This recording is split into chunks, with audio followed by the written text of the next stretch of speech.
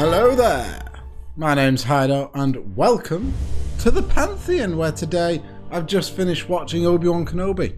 I give it a 6 out of 10, it was okay.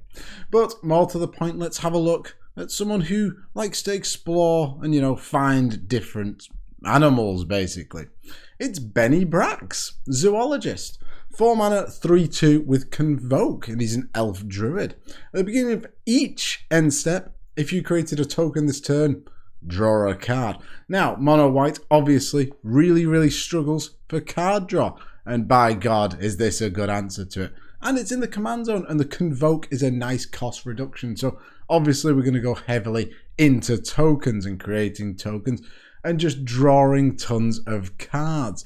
Really cool card, especially to see in mono white. I very much appreciate Benny's inclusion here, or existence. Yeah, he exists. Good for him. Well done him. But do you know what else exists? The subscribe button on my channel. Come and join me, and we're going to look at, well, hopefully every single commander ever printed. There's quite a lot, but we'll get there eventually. But without further ado, let's have a look at my top 5 for Bennie Bracks. So in at number 5, we've got things that care about tokens. Who would have guessed, considering his text? An Hour of Reckoning is one of my favourites. 7 mana for a sorcery, Convoke. So your creatures help cast this. So you can reduce the cost by using your creatures to tap for mana. Destroy all non-token creatures. Okay, that can kill our commander.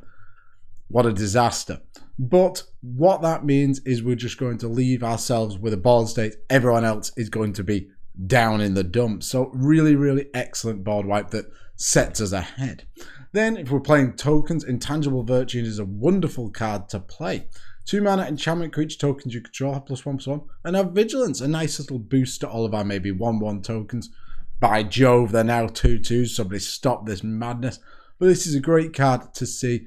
You will like playing this card. The vigilance is also incredibly important if you're playing things like Planeswalkers. It means we can attack out with our creatures and still have blockers back. Then we've got Veteran Loxodon, another Convoker. 5 mana for a 4/4. When it enters the battlefield, put a 1/1 counter on each creature that convoked it. So that means that if we're using 5 creatures to, make 5 mana for this, and we're paying no actual mana, we're going to get a 4/4 and 5 1/1 counter on all of our tokens. Really nice card. What I'd say is, with Convoke and things like this, it'd be good if they had flash. So maybe if you've got a way like Vidalcan Ori to give all your things flash, it's a nice little trick. You can, attack with vigilance thanks to Intangible Virtue, and then we can add an end step, Convoke everything. Hey. Or even, if you don't have that flash, post-combat main phase. So, very nice. Then, Legion's Landing is a card I've always loved. Yes, it makes us a token, but it's also ramp.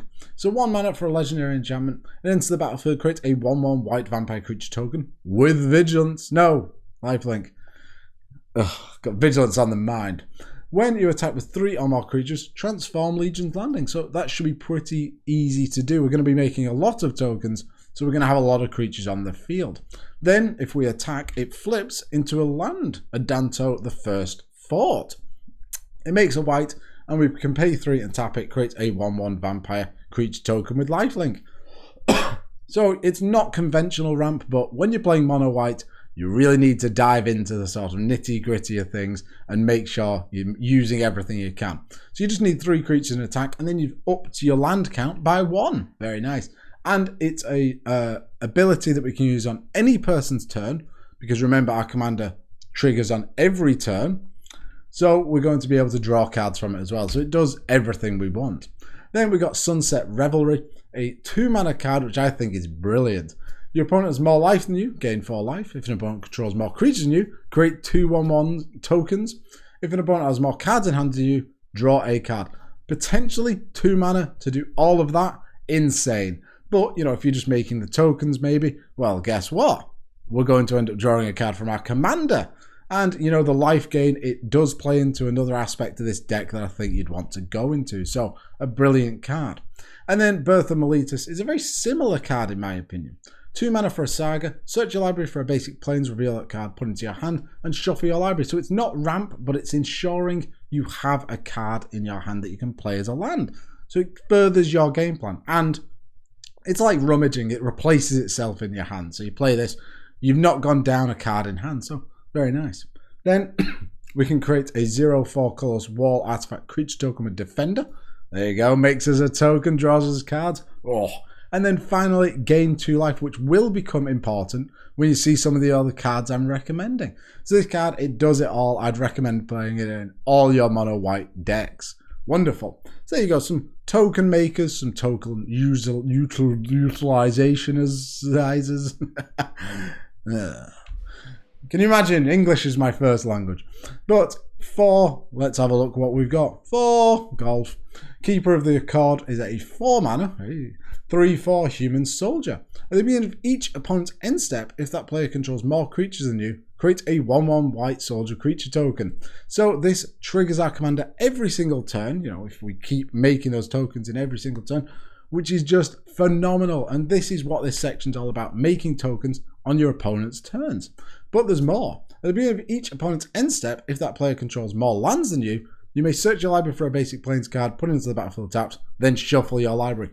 Excellent catch-up mechanic. This card just does it all. It's fantastic. Really recommend putting it in. Then we've got Recruit the Worthy, a 1 white instant to create a 1/1 white soldier creature token. But wait, there's more. We can pay 3 to buy it back. So for 4 mana, we make that soldier token at instant speed, remember, on our opponent's turn maybe, and that card comes back to our hand if we've paid the buyback cost.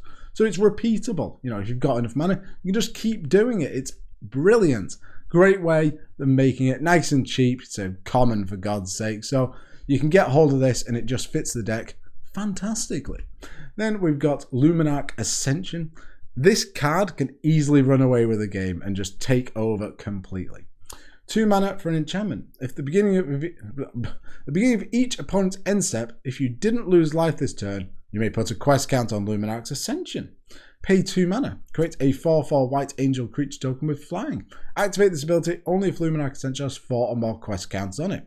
So if you're playing a more defensive game, you've got a lot of blockers, you can chump block, keep getting those counters up there, and then for 2 mana each time, make a 4/4 token. Absolutely incredible. Can easily run away with the game. And if you're just churning out all those tokens, you're going to be drawing a ton of cards with our commander. And, if our commander dies, we've got tons of tokens so we can convoke him out. Keep doing it. It's just phenomenal. Brilliant, brilliant card. Then Sacred Mesa is a Pegasi creator. 3 mana for an enchantment. At the beginning of your upkeep, sacrifice Sacred Mesa. Unless you sacrifice a Pegasus, you heartless fiend.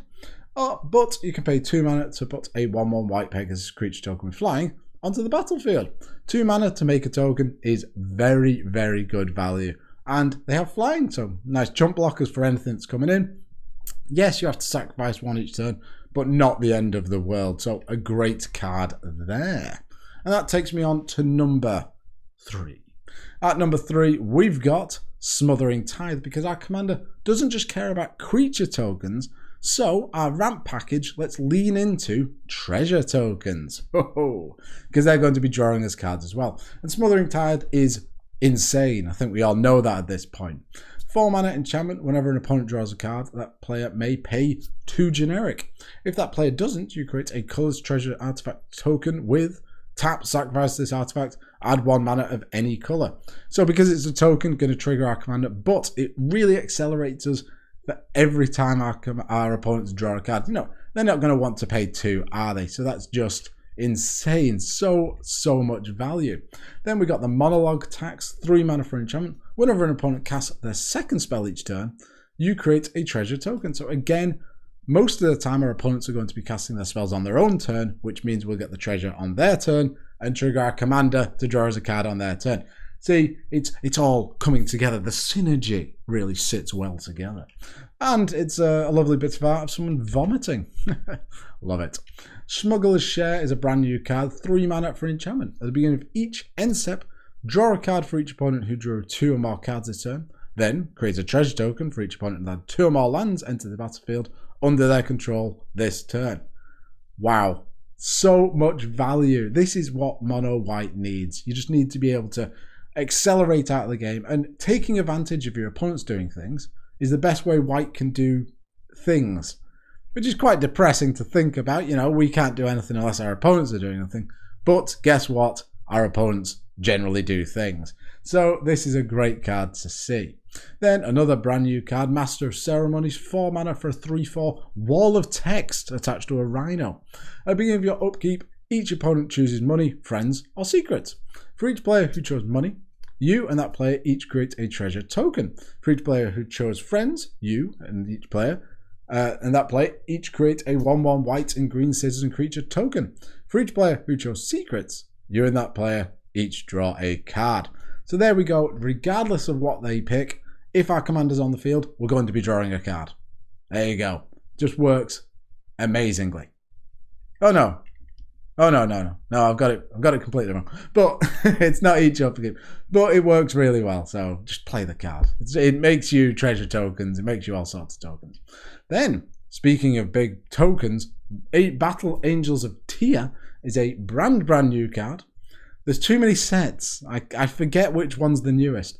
4 mana for a 4/4 flying with Myriad. So Myriad means when it attacks an opponent, you create a token copy of it for each other opponent it could attack, and they attack, well, they come in attacking those opponents.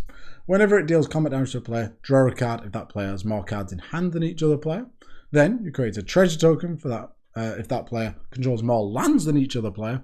Then you gain 3 life if that player has more life than each other player. Incredible. It's so good. We're going to get so many triggers. We're attacking for 12 power with a 4/4, you know, spread out. And we're just going to end up making treasure tokens. We're going to make...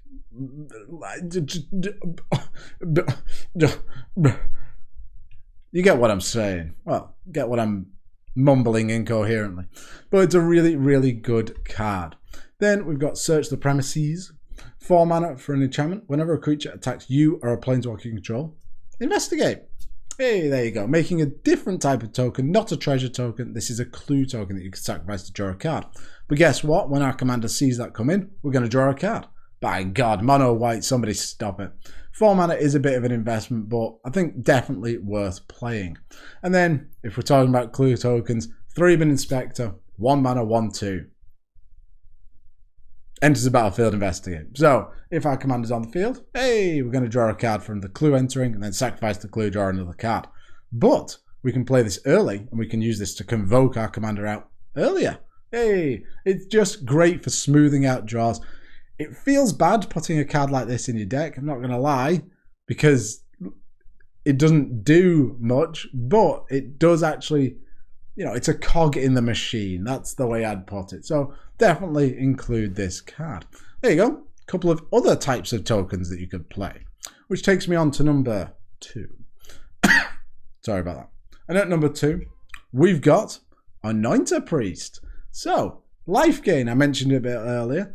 This is not only a way to make a token through the Embalm mechanic, but it takes advantage of tokens.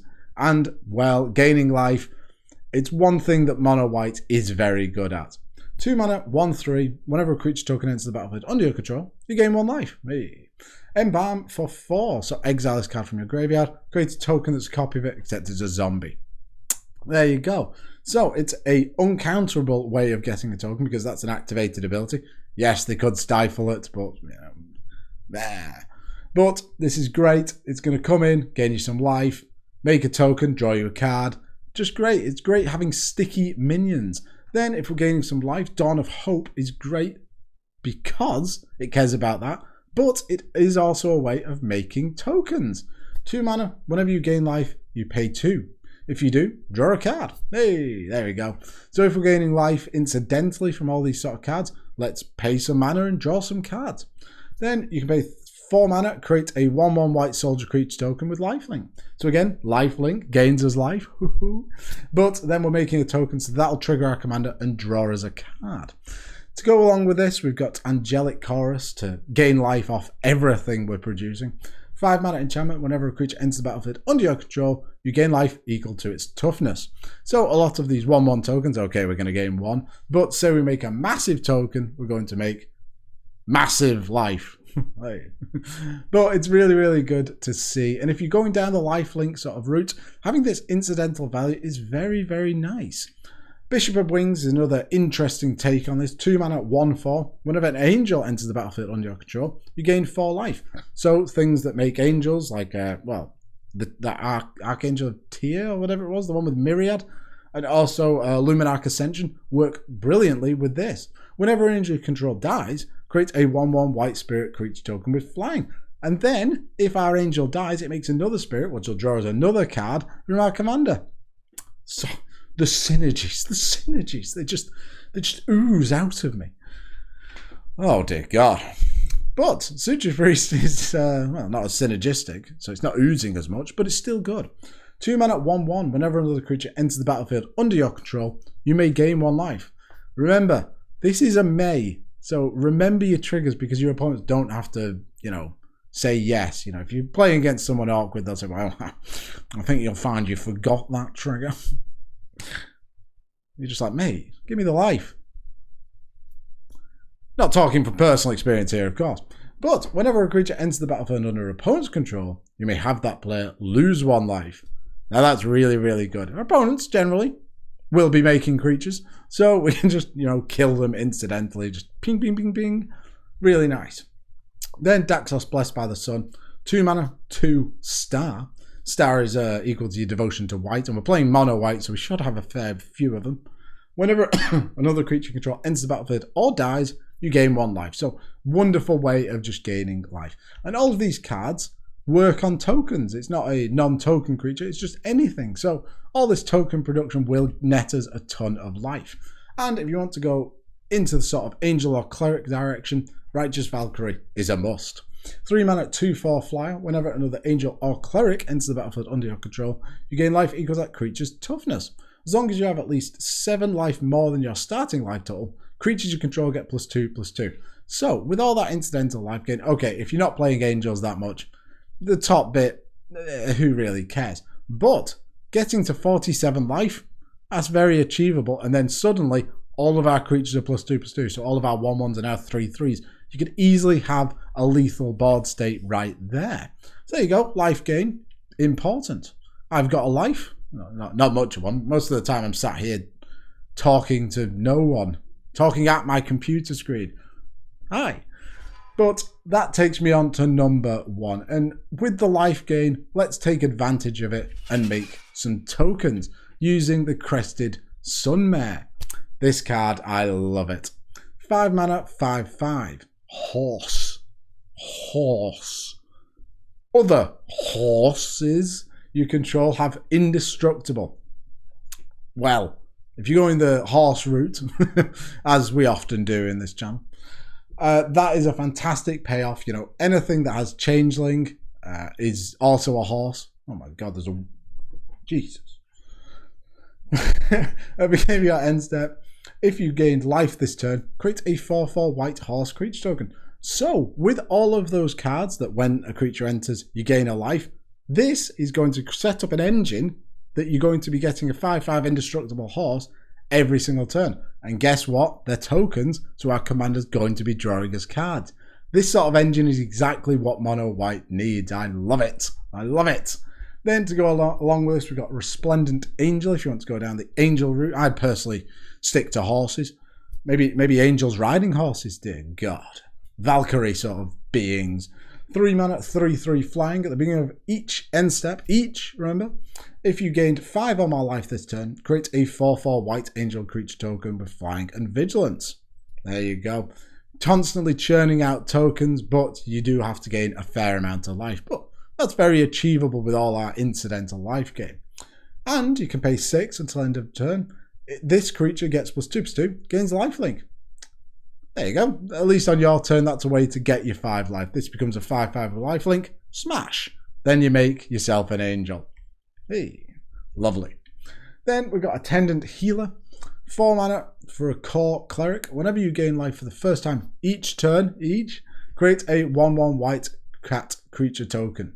You can pay 3. Another target cleric gains lifelink until end of turn. Okay, that bit's not that great, but 2/3, 4 mana, constantly making tokens. Very, very good. Exactly what we want. We want that constant churn. The constant sort of thrashing of tokens going. And occasionally our zoologist just spits out a card and go, oh, thanks. Oh, no, it's mono white garbage. You throw it in the bin. But if if you like mono white, this sort of card could work very well in the deck. Then Angelic Accord is very similar to all of these cards. 4-mana enchantment at the beginning of each end step. If you gain 4 or more life this turn, create a 4/4 white angel creature token with flying. So if you got one of those cards that, when it enters you gain life equal to the toughness, well, that is 4 life. So next turn you're going to get another one. So it just keeps going and going and going. Churn. Then Valkyrie. Hey, I mentioned Valkyries before. Harbinger. 6 mana, 4/5. Angel Cleric with flying and lifelink. Beginning of each end step, if you gain 4 or more life this turn, create a 4/4 white angel creature token with flying and vigilance. Hey! Tokens, lifelink, really, really good. It's it's Angelic Accord on a body. Then we got Regna, the Redeemer. This isn't redeemed, it's disgusting. 6 mana, 4/4. Partners with Krav, but Krav is a black demon, so we can't search it up out of our library. So we're playing this alone. Flying, at the beginning of each end step, if your team gained life this turn, create 2 1/1 white warrior creature tokens. Again, a great way of constantly churning out tokens, cares about life gain. That's the direction I'd definitely go with this deck. And to finish off, we've got Seance. 4 mana for an enchantment. At the beginning of each upkeep, you may exile target creature card from your graveyard. If you do create a token that's a copy of that card, except it's a spirit in addition to its other types. Exile it at the beginning of the next end step. So nice for getting a couple of enter the battlefield effects. And beginning of each upkeep, remember, it is making us a token. So a worthwhile card. Plus the sort of spirit face seems to be eating that man. Always good to see. Very, very cool. So there you go. Constantly making tokens. It's what you want to be doing. A lovely selection there. And you guys out there are a lovely selection of people. So why don't you please subscribe and join me on my journey through Magic the Gathering. Come and see where I'm going. Thank you very much for watching, and I'll see you soon. Bye.